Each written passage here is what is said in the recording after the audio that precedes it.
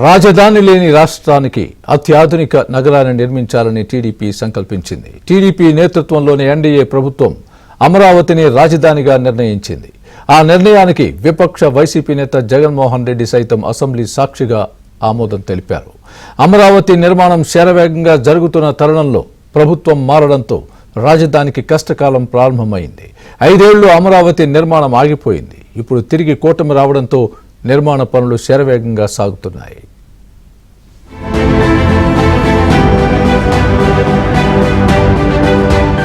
ఆంగ్లేయుల హయాంలో మద్రాస్ ప్రెసిడెన్షియల్ తెలుగు ప్రజలు ఉండేవారు. అప్పట్లో ఆ ప్రాంతానికి రాజధానిగా మద్రాస్ మహానగరమే ఉండేది. అమరజీవి శ్రీ పొట్టి శ్రీరాములు ప్రాణత్యాగంతో కర్నూలు రాజధానిగా ఆంధ్ర రాష్ట్రం ఆవిర్భవించింది. 1956లో తెలంగాణను కలుపుకుని ఆంధ్రప్రదేశ్ ఏర్పడింది. దీంతో ఆంధ్రులకు ఆధునిక కాలంలోనే 2 రాజధానులు మారాయి.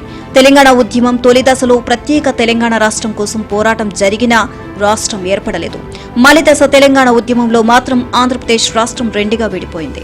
రాజధాని ఉన్న హైదరాబాద్ తెలంగాణకు వెళ్లిపోవడంతో ఆంధ్రప్రదేశ్కు మరో రాజధాని లేని కొరత ఏర్పడింది.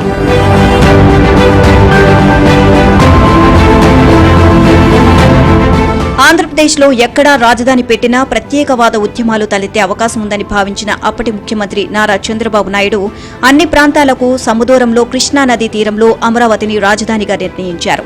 ఆ నిర్ణయానికి అటు విపక్ష వైసీపీ కూడా సమ్మతి తెలపడంతో ఆంధ్రుల రాజధాని కల నెరవేరింది అని అందరూ భావించారు. అమరావతి రాజధాని నిర్మాణం కోసం 8,000 కోట్ల రూపాయలను ఖర్చు చేసిన నాటి ప్రభుత్వం మరో 42,000 కోట్ల పన్నులకు టెండర్లు పిలిచి అమరావతిని పరుగులు పెట్టించింది. ఇందులో రాష్ట్రంలో పాలన మారడంతో ఆంధ్రుల రాజధాని అమరావతిపై మరోసారి నీలి మేఘాలు కమ్ముకున్నాయి.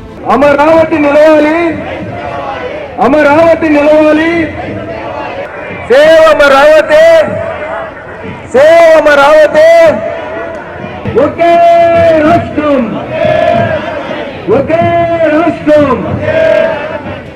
రాష్ట్ర నడిబొడ్డున అమరావతిని రాజధానిగా చేయాలని నాటి ప్రభుత్వం నిర్ణయించింది. 2014లో ఆంధ్రప్రదేశ్ విభజన తరువాత రాజధాని కోసం తీవ్ర కసరత్తు చేసింది. ఎట్టకేలకు అమరావతిని రాజధానిగా నిర్ణయించడంతో 2015 అక్టోబర్ 22న ప్రధాని నరేంద్ర మోదీ చేతుల మీదుగా అమరావతి నిర్మాణానికి శ్రీకారం చుట్టారు. క్రీస్తుపూర్వం 2వ శతాబ్దం నాటి శాతవాహన సామ్రాజ్య మూలాల నుంచి మళ్లీ అమరావతి ఉద్భవించింది. కృష్ణా, గుంటూరు ప్రాంతంలో భవిష్యత్తు నగరంగా ప్రణాళికలు రచించారు.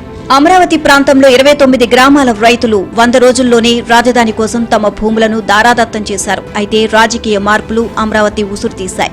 దీంతో అమరావతి కోసం 34,310 ఎకరాల భూములు ఇచ్చిన 29,881 మంది రైతులు ఆందోళన చెందారు.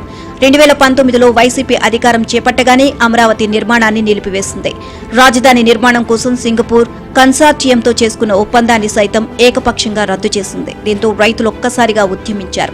అమరావతిని రాజధానిగా కొనసాగించాల్సిందేనని పట్టుబట్టారు. ఇళ్లలో సంసారం చేసుకున్న ఆడాళ్ళని తీసుకొచ్చి రోడ్డు మీద కూర్చోబెట్టారని మాకు తెలుసండి. ఆ కష్టం మా తాత ముత్తాతల నుంచి వచ్చే పొలాలు ఈ రోజు మేము ప్రభుత్వానికి దారాదత్తం చేసి ఈ రోజు ఏమీ లేకుండా కూర్చున్నాము. వాళ్ళు రూముల్లో కూర్చొని మందు దాగి ఇష్టం వచ్చినట్టు మాట్లాడుతున్నారు. మేము రైతులమే అని మేము ఎన్ని రకాలుగా నిరూపించుకోవాలండి? ఆధార్ కార్డులు చూపించుకొని కూర్చున్నాము. స్టాంప్ పేపర్లు, పొలం స్టాంప్ పేపర్లు, పూలింగ్ ఇచ్చిన డాక్యుమెంట్లు తీసుకొని మేము రైతులు అని మేము నిరూపించుకోవాలండి. ఎట్లాంటి దౌర్భాగ్య స్థితిలో మమ్మల్ని గవర్నమెంట్ ఈ రోజు తీసుకొచ్చిందండి. రాజధాని అమరావతి నిర్మాణాన్ని నిర్వీర్యం చేయడానికి జగన్మోహన్ రెడ్డి నేతృత్వంలోని వైసీపీ ప్రభుత్వం కుయుక్తులు పన్నింది. పరిపాలన వికేంద్రీకరణ పేరుతో దేశంలో ఎక్కడా లేని విధంగా రాష్ట్రానికి 3 రాజధానులు అంటూ వింత వాదనను తెరమీదకు తెచ్చింది. అందులోనూ అమరావతిని శాసన రాజధానిగా చెబుతూ కేవలం 1 సెషన్ అసెంబ్లీ సమావేశాలకు మాత్రమే పరిమితం చేయాలని చూసింది. భూములిచ్చిన రైతులు తమతో ప్రభుత్వం చేసుకున్న అగ్రిమెంట్ల ఆధారంగా న్యాయ పోరాటానికి సిద్ధపడ్డారు. బలమైన వైసీపీ ప్రభుత్వంతో తలపడ్డారు. అమరావతి నిలవాలి, అమరావతి నిలవాలి, కట్టాలి కట్టాలి అమరావతిని.